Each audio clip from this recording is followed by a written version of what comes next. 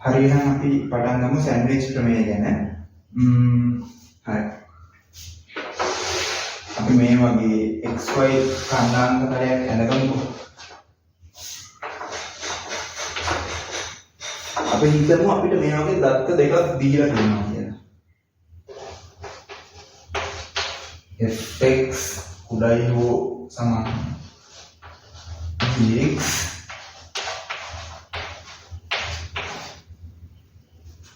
මෙහෙම ඒ කියන්නේ හැම x අගයක් සඳහාම අපිට මේ සම්බන්ධ දීලා තියෙනවා කියලා හිතමු. එතකොට අපි y සමානයි fx කියන ශිතය fx කියන එක y සමානයි fx විදිහට අරගෙන මේක නිරූපණය කරමු. ඉතින් fx කියන ශිතය. එතකොට gx කියන ශිතය සමානයි හෝ විශාලයි කියලා තියෙන fx ට වැඩි. කියන්නේ gx මෙතනින්වත් පුළුවන්. කියන්නේ fx උඩින්ම යන්නත් පුළුවන්. මෙහෙම යන්නත් පුළුවන්. මෙහෙම ඕනම විදිහකට යන්න පුළුවන්.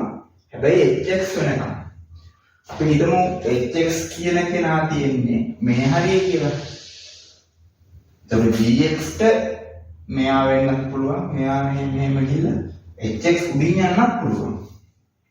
ඒ වගේම මෙයා කුඩා හෝ සමානයි මෙයා කුඩා හෝ සමානයි මෙයාට. ඉතින් මේ තුන සමාන වෙන්නත් පුළුවන්. කියන්නේ බැරි වෙලා හරි fx උයි hx උයි සමානව එක උඩ එක આવොත් අනිවාර්යයෙන්ම gx උත් ඒක උඩ වෙන්නේ නැහැ. මොකද gx කියන්නේ මේ දෙන්න අතරමැද හෝ සමානයි. ඒ කියන්නේ fx උයි hx උයි සමාන වුණොත් gx උත් ඒ දෙන්නටම සමාන වෙනවා. ඒ කියන්නේ තුන් දෙනාම සමානයි. ඒක හරියි. එතකොට මේක අපෝ කිව්වොත් මේ x වලින් කියන්නේ ශ්‍රිතයට අපි ලබා දෙන ඉන්පුට් එක. y අක්ෂයෙන් පෙන්වන්නේ ඒ ඉන්පුට් ටික අපි x අක්ෂයෙන් නිරූපණය කරනවා. ඒ කියන්නේ එක ඉන්පුට් කරොත් ලැබෙන අවුට්පුට් එක ඒක තමයි y අක්ෂයෙන් නිරූපණය. දෙක ඉන්පුට් කරොත් ලැබෙන අවුට්පුට් එක ඒක y අක්ෂයෙන් මෙහෙම යනවා. එතකොට මේ තේරුම මේ ශ්‍රිතයෙන් ලැබෙන අවුට්පුට් ටික.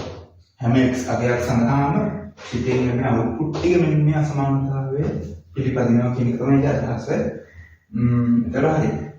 අපි ඒවලේ දත්ත දෙකක් දීලා තියෙනවා කියලා. මේක එක දත්තයක් කියලා ගමු. පළවෙනි දත්තය. ඒක තව දත්තයක් අපිට දීලා තියෙනවා කියලා ගමු. මෙහෙම.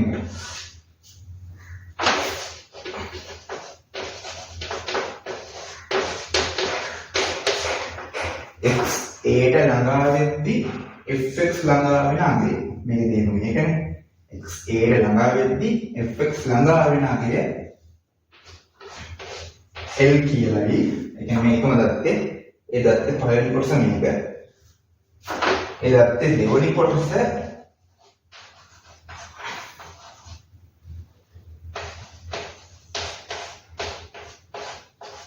මේක. අපිට මේ දත්තේ දීලා තියෙනවා කියමුකෝ.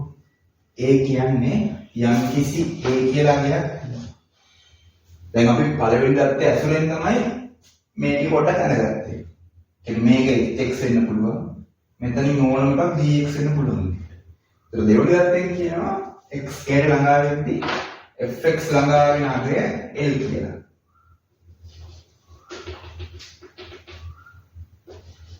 එතන මෙහෙමනේ. මෙතන a තියෙනවා, මෙතන L තියෙනවා. x ට ළඟා වෙද්දී ශ්‍රිතය L ට ළඟා වෙන ශ්‍රිතයක්. ඒතර අපිට ආයතෝ දීලා තියෙනවා x a ට යද්දී hx L වලට ළඟා වෙනවා. කියන්නේ hx මෙහෙම උඩින් තියෙන්න බෑ. ඒතකොට gx ටිකත් මෙකිලා යනවා. පොඩ්ඩක් hx වෙනස් වෙන්න ඕනේ වගේ නේද? අර උඩ තියෙන විදිහ තියෙන්න බෑ. ඒ වලදී hx මේ හරියටම එන්න ඕනේ. මොකද hx L වලට ළඟා වෙනවනේ. මේ hx පොඩ්ඩක් වෙනස් කරමු. හැබැයි මේ අසමානතාවයක් තියෙනවනේ. එතකොට hx මෙහෙම වෙන්න පුළුවන් කියලා අපිට ගන්න පුළුවන්. මෙහෙම කියලා. hx මෙහෙම වෙන්න පුළුවන්.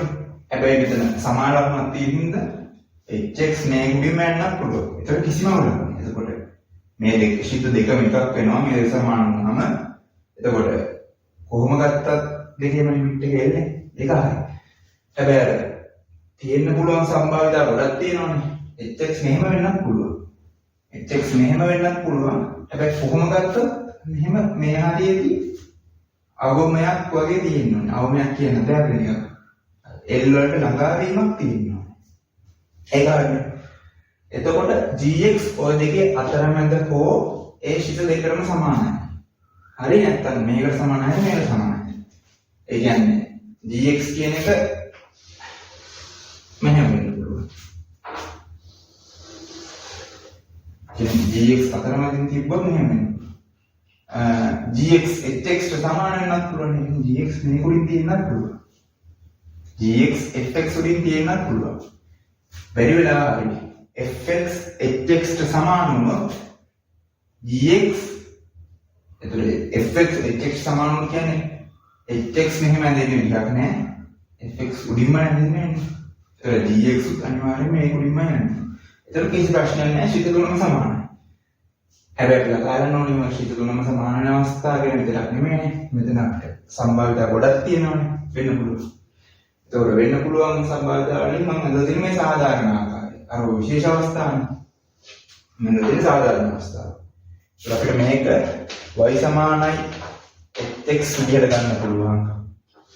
මේක y සමානයි dx ගේ නිරූපණය විදිහට ගන්න පුළුවන්. හරි. මේ බලන්න මෙතන අපි හිතමු මේ ශිත තුනම x සමානයි a කියන පොයින්ට් එකේදී අර්ථ දක්වලා තියෙනවා. ඒ කියන්නේ fa ha පවතින කියලා. fa ha පවතිනවා නම් මේ l කියන අගය අනිවාර්යෙන්ම අපි දන්නනේ අර්ථ දක්වලා තියෙන ශිතයක හිතමුකෝ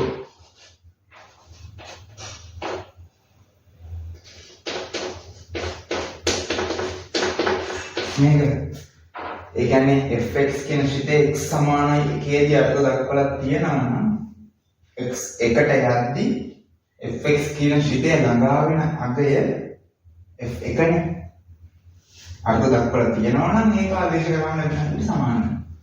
ඒතර l කියන එක fa-ටත් සමාන වෙනවා. l කියන එක ha-ටත් සමාන වෙනවා. ඒ කියන්නේ මෙතනදී ඔය ශිත දෙකම එකතු වෙනවා.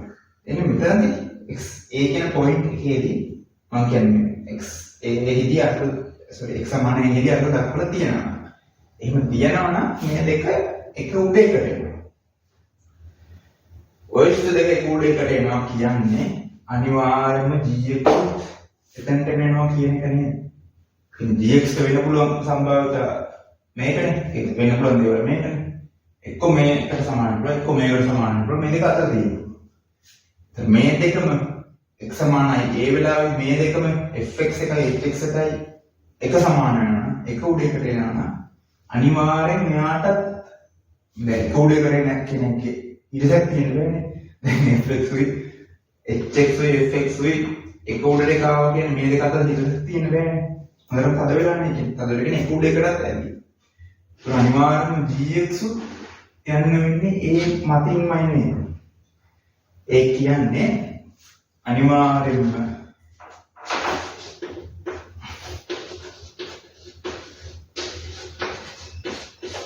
මේක එල්ට සමාන වෙන්න ඕනේ. එතකොට gx කියන ශිතය x සමානයි a හිදී අර්ථ දක්වලා තියෙනවා නම් ඒක ga ට සමාන වෙන්නත් ඕනේ. ඒක හරි. එතකොට පේනව නේද? නිකන් මේ දෙක පාන් පිට දෙක වගේ මේක ඇතුලේ තියෙන දේ වගේ සෑන්ඩ්විච් එක වගේ තද වෙලා වගේ නේද? ඔයගොල්ලෝ ස්ක්වීස් තියරම් කියලා. ඒක මට කියන්නේ ඒක වෙන්න ඕනේ හරි වචනේ පස්සේ හදිච්ච වචන සෑන්ඩ්විච් කියන එක ස්ක්වීස් තියරම් කියනවා. සෑන්ඩ්විච් කියලා කියනවා. සෑන්ඩ්විච් එක වගේ නිකන් තද වෙලා වගේ. දැන් අපි මේ කතා කරේ x සමානයි a හිදී අර්ථ දක්වලා තියෙන ශිතවලට. අපි අර්ථ දක්වලා නැති එක කතා කරමු. අපි හිතමු මේ තුනම අර්ථ දක්වලා නැහැ කියලා. අර්ථ දක්වලා නැහැ කියන්නේ fa ha වගේ ඒවා ගණිතෙන් අපිට කියන්නේ නැහැ. අපිට උනන් දාගන්න පුළුවන්. fa කියලා දෙයක් ගණිතෙන් ඔරිජිනලි කියන්නේ නැහැ. එහෙම දෙයක් ඒ කට්ටිය කියන්නේ නැහැ. එහෙම දෙයක් නැහැ ඒ කට්ටිය. ගණිතෙන් අපිට අර්ථ දක්වලා දීලා නැහැ. දැන් ඒක තේරුණාද? y සමානයි x වර්ග මේ අපි හිතමු y සමානයි x වර්ග ප්‍රස්ථාරය ගමුකෝ. එතකොට x සමානයි k දියාගය 1යි කියලා ගණිතයෙන් ඔරිජිනල් අපිට කියනවනේ. එතකොට x සමානයි a හිදී මේ ශිර අර්ථ දක්වලා නැත්නම් මෙහෙම අගයක් ගණිතයෙන් අපිට කියන්නේ නැහැ. අපිට ඕන නම් අර්ථ දක්ව ගන්න පුළුවන්. ඒක අපේ දෙයක්. අපිට ඕන ගණිතයෙන් වෙන දෙන්නේ. අර අපිට දාගන්න දේවල් නෙවෙයි. එතකොට අපි x සමානයි a හිදී අර්ථ නැත්නම් මේව නැහැ. එතකොට මේක ගන්න බෑ අපිට. ඒක ශිත මෙහෙම අදින්නත් බෑ. අපි නිකන් ගමු ඉතින් මේ තුනේම x සමානයි a හිදී අර්ථ නැහැ කියලා. ශිත මෙහෙම අදින්නත් බෑ. අපි පොඩ්ඩක් මෙහෙම තේරෙන්න ඕනේ. අපි ආපහු බලමු අපිට මේ සම්බන්ධතා දෙක දීලා තියෙනවා. සම්බන්ධතා දෙක දීලා තියෙනවා නම් අපි හිතමු x a ට යද්දි fx l ට ළඟා වෙනවා. fx කියන්නේ x a ට යද්දි fx l ට ළඟා වෙනවා. අපි මේ ප්‍රස්තාරය කරමු නිකන්. y සමානයි x x ඍණ 1 බෙදීම x ඍණ 1 කියලා.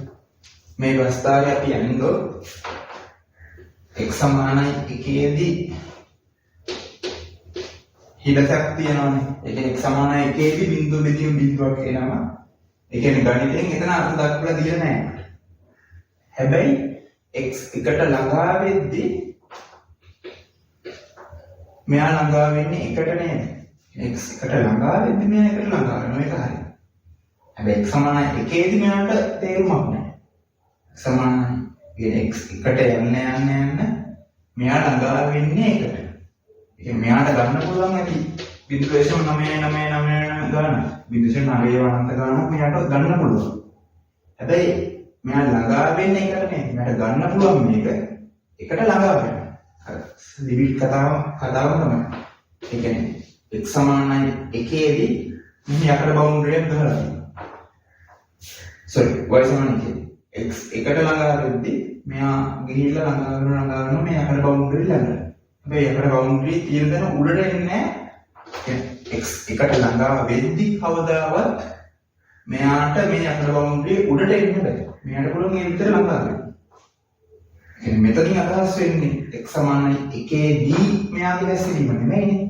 ඔන්න x සමානයි 1 දී මෙයාගේ හැසිරීම වුණා තේරුමක් නැහැ. ඒව තමයි මෙතන. x a ට ළඟා වෙද්දී fx හැසිරීම sorry x a දී fx හැසිරීම හොවත් අර්ථ නැහැ. x a ට ළඟා වෙද්දී fx ළඟා වෙන අගයක් තියෙනවා හැබැයි. ඒක කොහොමද එන්නේ? අතර fx ටික අඳින්න නෙමෙයි. x a ට ළඟා වෙද්දී fx කියන කෙනාගේ අවුට්පුට් එක l ට ළඟා වෙනවා. ඒක කොහොමද? ළඟා වෙන්න පුළුවන් හැබැයි x සමානයි a දී fx ගේ අගය හොත් ඒක නෑ. ඒක දන්නේ නෑ. ඒක අර්ථ දක්වන්නේ නෑ. ඒතර ඒ වගේ තමයි hx එකක් වෙන්නේ. ඒතර hx විදියක් මෙහෙම එනවා. හැබැයි මෙතනදී සිදුරක් අර්ථ දක්වන්නේ නෑ. එතකොට gx විදියක් බලමු. gx විදියක් මෙතනදී අනිවාර්යෙන් සිදුරක්. එතකොට gx විදිය මේ දෙක අතර තමයි තියෙන්නේ. ඒ මෙතන සිදුරක් කියන්නේ hx fx ට සමාන වුණානේ කලින් මෙතන අර්ථ දක්වලා තියෙන්නේ. සමාන මෙතන දැන් මේක අවස්ථාවේ කවදාවත් hx fx ට සමාන වීමක් වෙන්නේ නැහැ. මම මේ අදලා තියෙන රූපේ හැටියට. සමාන වෙන්න පුළුවන් අනිත් තැන් වලින්. hx උත් fx උඩට ආවනම් එහෙම වෙන්න පුළුවන්. මම කියන්නේ රූපේ හැටියට කලින් මෙතනදී ශිත දෙක සමාන වුණානේ විශිතය ඒක වගේ තමයි. හැබැයි මෙතනදී එහෙම වෙන්නේ නැහැ. මොකද මෙතන දුරක් තියෙනවා. මේ රූපේ හැටියට කොහෙත්ම මේ දෙක සමාන වෙන්නේ නැහැ මේ රූපේ හැටියට. එතකොට gx අනිවාර්යෙන් එක්කෝ fx ට සමාන වෙලා මෙහෙම තියෙන්න පුළුවන්. hx මතින් තියෙන්න පුළුවන්. නැත්නම් අතරමැද තියෙන්න පුළුවන්. අපි සාධාරණව අතරමැද තියෙන එක ගන්න. අතරමැද තියෙන එක එතකොට හිතන්නකෝ x සමානයි a දී අර්ථ නැහැ. අපි මේ හරිය පොඩ්ඩක් zoom කරලා අඳිමු. මේ තියෙන්නේ x සමානයි A කියන තැන මේක මේ තියෙන්නේ L කියන අගය. එතකොට zoom කරලා යනකොට hx මේ මුඩින් ඇවිල්ලා මෙතන තේරුණා. fx උත් මෙහෙම මුඩින් ඉන්නවා. මෙතනදී තේරුමක් නැහැ. ඒක gx අනිවාර්යෙන් මේ දෙන්න අතර තියෙනවා. මේ දෙන්න අතර හෝ මෙතන මත. ඒ මේ එක්කෙනෙක් මත. ඒතර gx උත් අනිවාර්යෙන්ම ළඟා වෙන්නේ L ටනේ. ඒතර අපිට ලියන්න පුළුවන්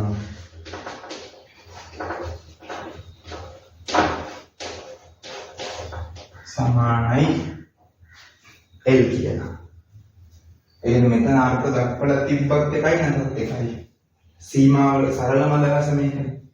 x a ට යද්දී gx කිට්ටු වෙන්නේ මොන අගයකටද? ඒ අගය තමයි limit x යනකොට ඒගේ gx ගේ සීමාව. හරි. එතකොට මෙහෙම ගන්නත් පුළුවන්. අපි හිතමු මේ ශිතයේ අර්ථ දක්වලා නැහැ. මේ ශිත දෙක අර්ථ දක්වලා තියෙනවා කියලා. කොහොම ගත්තත් මේ වගේ හැඩතලයක් නෙමෙයි. කොහොම ගත්තත් තේරෙනවනේ. කොහොම ගත්තත් මේ දේ වෙනවා කියලා තේරෙනවනේ නේද? කොහොම ගත්තත් මේ අපි හිතමු මේ දෙක එක සමානයි විදිහට අර්ථ දක්වලා තියෙනවා. මේක තමයි අර්ථ දක්වලා නැත්තේ කියලා.